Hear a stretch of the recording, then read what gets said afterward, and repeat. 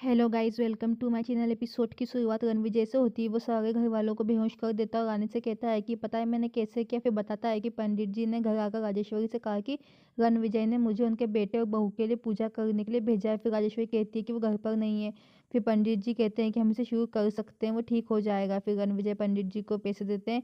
जय कहता है कि क्या प्लानिंग है। रणविजय अपना जहरीला इंजेक्शन निकालता है। रणविजय कहता है कि अगर वो मर जाते तो खबर होगी कि हवन सामग्री में खतरनाक केमिकल से रजावत परिवार की मौत हो गई। रानी कहती है कि आप ऐसा नहीं कर सकते। वो कहता है कि मैं तुम्हें दिखाऊंगा कि मैं क्या कर सकता हूँ। उसके आदमी रानी को पकड़ लेते। रणविजय राजेश्वरी के पास जाता है और कहता है कि मैं इसे मार डालूंगा। रानी चिल्लाती हुई कहती है कि ऐसा मत करो, ये आपकी फैमिली है। वो राजेश्वरी को लगभग एक इंजेक्शन लगाने वाला होता है। रानी कहती है प्लीज ऐसा मत करो। वो कहता है कि मैं भी किसी को मारना नहीं चाहता। आपको मेरी एक शर्त माननी होगी। आप मेरी प्लानिंग में दखल नहीं दोगी। तुम मेरे साथ आओगी और अपना किडनैप खुद करवाओगी और जो तुम्हारा भाई है वो मुंह बंद रखेगा। तुम कुछ भी कहोगे तो तुम्हारी बहन मर जाएगी। क्या तुम इन शर्तों को स्वीकार करते हो, मुझे बताओ।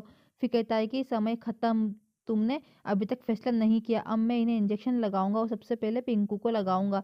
फिर वो रानी चिल्लाती कहती है मत करो प्लीज। रानी कहती है ठीक है मैं तुम्हारे साथ चलूंगी। पिंकू रोता है कहता है कि मुझे भी साथ ले चलो। वो उसे फिर धक्का देता है। रानी कुर्सी से बंधी हुई रहती है, वो बेहोश होती। जय कहता है कि वो अब कभी नहीं उठेगी। वो चला जाता है। रणविजय घर आता है और बाकियों के साथ बेहोश होने का नाटक करता है। विक्रम और कजरी घर आते हैं। वो लोग चौंक जाते हैं। वो सभी को जगाने की कोशिश करते हैं। सबकी आंखें खुल जाती है। विक्रम कहता है कि कैसे हुआ।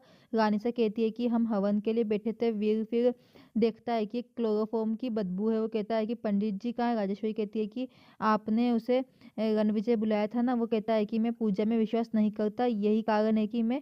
फिर वीर कहता है कि ये घर में से कोई कर रहा है। चंपा आती कहती है कि देवी यहाँ पे नहीं है। पिंकू कहता है देवी। वो याद करता है कि रणविजय ने क्या कहा था। पिंकू कहता है कि मैंने उसे जाते हुए देखा था। रणविजय कहता है कि मुझे हमेशा उस देवी पर संदेह था। दिग्विजय ने कैसे उसे हायर किया। राजेश्वरी कहती है कि हमें पुलिस को इन्फॉर्म करने की जरूरत है। रणविजय कहता है कि हमारा बहुत इंसल्ट होगी, आप सभी को आराम करना होगा, मेरे आदमी इसे संभाल लेंगे। वीर कहता है कि अभी सभी को आराम करना चाहिए। रानी ने फिर आंखें खोली। वो बुरी तरह से खांसती है और पूरे आसपास मिर्ची की फैक्ट्री रहती है। फिर वीर सो नहीं पाता है। वो कहता है कि मुझे ऐसा क्यों लग रहा है कि कुछ गड़बड़ है। वो रानी को फोन करता है लेकिन रणविजय के पास उसका फोन होता है। वीर फिर कॉल करता है।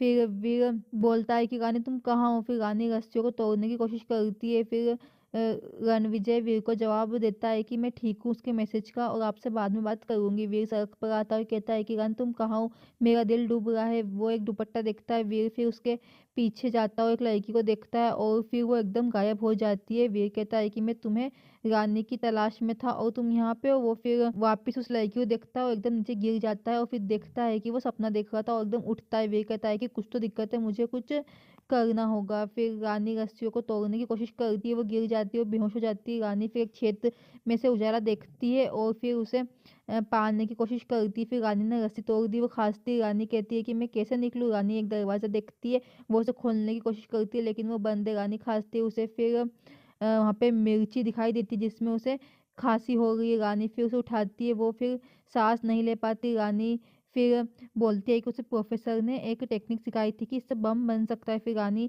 दरवाजे पर मिर्ची की पोटली बांध के रख देती है और फिर रोशनी से उसे जलाने की कोशिश करती है। वो फिर रानी बाहर देखती, फिर वो पोटली जलने लगती। रानी खांसती। रानी कहती भगवान का शुक्र है और फिर वो वहाँ पे ब्लास्ट हो जाता है और गेट खुल जाता है। फिर रानी वहां से बाहर निकलती कहती है कि वीर मैं आ गई हूँ।